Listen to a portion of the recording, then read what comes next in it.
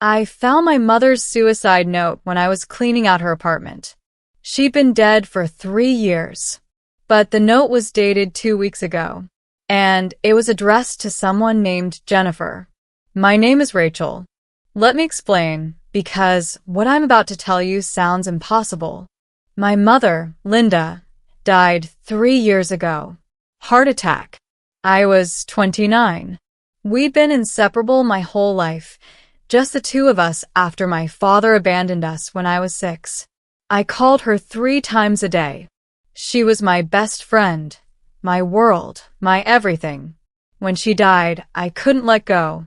I kept her apartment exactly as she left it for 3 years, paying rent every month, telling myself I'd go through her things eventually. Last week, the building sold. I had 30 days to clear it out or they'd throw everything away. So I went back. The apartment smelled like death and dust.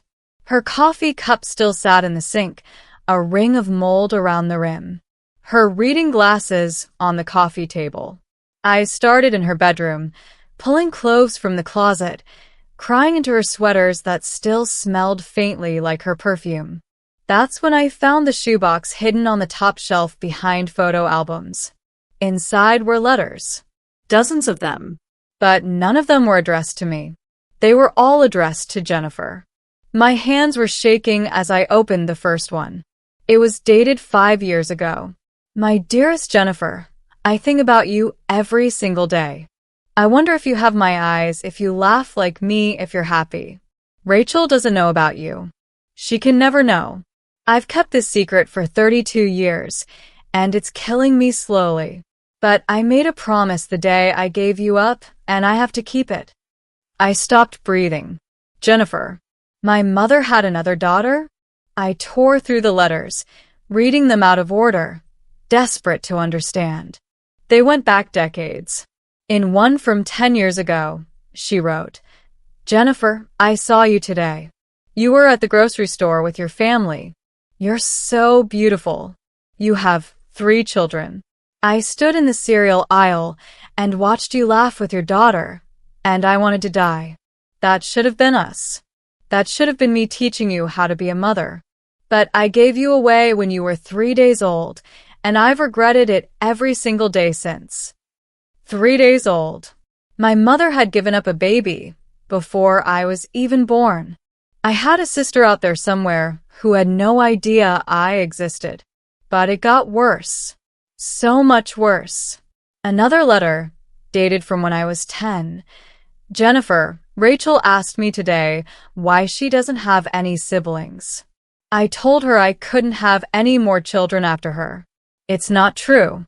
The truth is, after I gave you away, I swore I'd never make that mistake again. I got pregnant with Rachel on purpose, kept her, raised her, gave her everything I couldn't give you. But here's what I've never told anyone. Every time I look at Rachel, I see you. Every birthday party, every school play, every mother-daughter moment, I'm haunted by the ghost of the daughter I abandoned. Rachel thinks I love her. But the truth is, I'm using her to punish myself for losing you. The letter fell from my hands. My entire childhood, every hug, every I love you, every moment I thought we were close, she'd been thinking about another daughter. I wasn't her beloved only child. I was her replacement, her do-over, her guilt project. I kept reading because I had to know everything, even though each letter was like a knife in my chest. One from when I was 16. Jennifer, I saw Rachel's father today. She still thinks he abandoned us, that he chose another woman over his family. But that's not what happened. The truth is, I drove him away on purpose. After giving you up, I became obsessed with control. I needed to make sure no one could ever take Rachel from me the way I'd given you away. So I made his life hell. I accused him of things he never did. I isolated him from Rachel. I told him if he left, I'd make sure she hated him forever.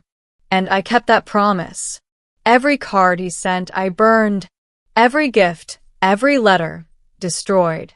I wanted Rachel to think she'd been abandoned so she'd cling to me the way I should have clung to you. My father. My father hadn't left us. She'd driven him away and then lied about it for decades. But then I found the letter that broke me. The one from when I was 23, dated right after I got engaged to Dan. Jennifer, your father came to my door today. Yes, your father. Not Rachel's father. Your father. The man I was supposed to marry 33 years ago. He's dying. Cancer. He wanted to meet you before it's too late. He hired investigators, found out you're living in Seattle with your family. He begged me to help him contact you, to tell you the truth. But I couldn't. Because here's the secret I've never written down before. You weren't adopted by strangers. I gave you to my sister, Catherine. My own sister raised you. You've been my niece your whole life. Catherine and I made a pact when you were born. She was infertile, desperate for a child. I was 19, unmarried, terrified. We told everyone she'd adopted a baby from overseas. We told you the same story. But you're not adopted, Jennifer. You're my daughter. And Rachel is your sister. And your cousin. Visits that Catherine brings to family gatherings every few years? That's you. Rachel has met you a dozen times and has no idea. I couldn't see through my tears. I couldn't breathe. My cousin Jennifer. Aunt Catherine's daughter. The woman I'd sat next to at family reunions, exchanged small talk with, barely remembered because we only saw each other every few years. That was my sister. My mother had given her to her own sister and then spent 32 years watching her grow up from a distance, lying to everyone, keeping us apart even though we'd been in the same room together countless times. I grabbed another letter, this one from just 2 years ago. Jennifer, Rachel's getting serious with Dan. She wants children. I should be happy for her, but all I can think about is how I failed you. How I failed her by using her to replace you. How I failed at being a mother to both of you. The guilt is unbearable now. I wake up screaming. I can't eat. I can't sleep. I see you everywhere. I see Rachel's face when she finds out the truth, and I know she'll hate me. I deserve that hatred. I deserve worse. And then the final letter, the suicide note, dated 2 weeks ago, 3 years after her death. But it wasn't to Jennifer anymore. It was to both of us. Rachel and Jennifer, if you're reading this together, then my greatest fear has come true. You've discovered the truth. Rachel, I need you to know, I didn't die of a heart attack. By the time you read this, I'll have staged my death to look like natural causes, but the truth is I took every pill in my medicine cabinet. I couldn't live with what I'd done anymore. The lies, the manipulation, the way I destroyed so many lives trying to hold on to both of you while keeping you apart. Jennifer, you deserved to know your real mother.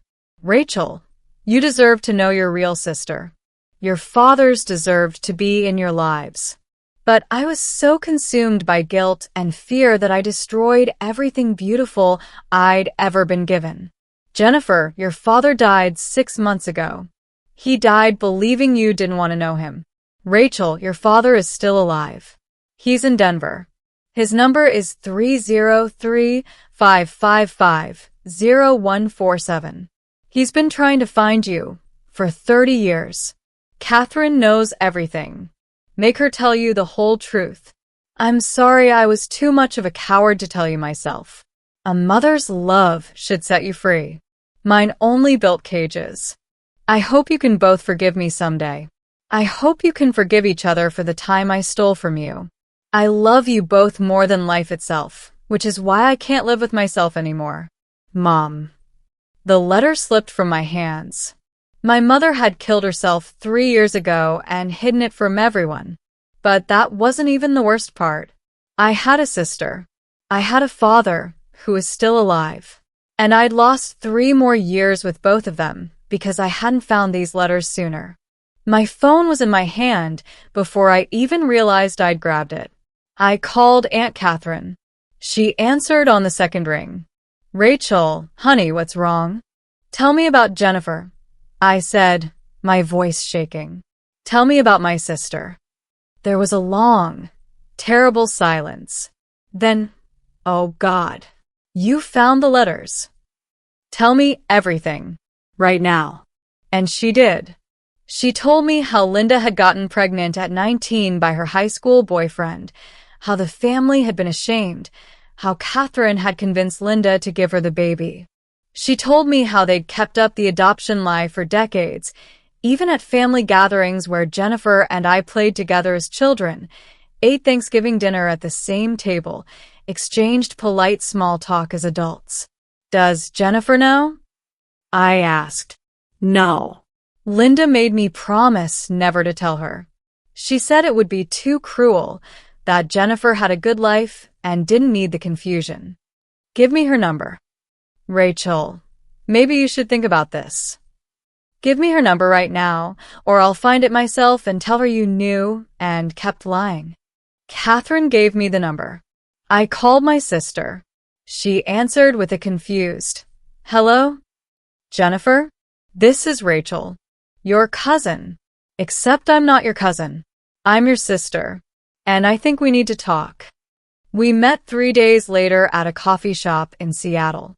I'd flown out immediately. She looked like me. Same dark hair, same nose, same hands. How had I never noticed? I showed her the letters. All of them. She read in silence, tears streaming down her face.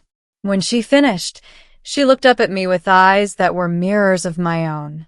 "I don't understand," she whispered. "Why would she do this? Why would they all do this?" "I don't know, but we're going to find out. And we're going to find my father. Our fathers." We found my father in Denver 2 weeks later. He opened the door, saw me standing there, and collapsed. Just dropped to his knees on his doorstep and sobbed. He'd been searching for me for 30 years.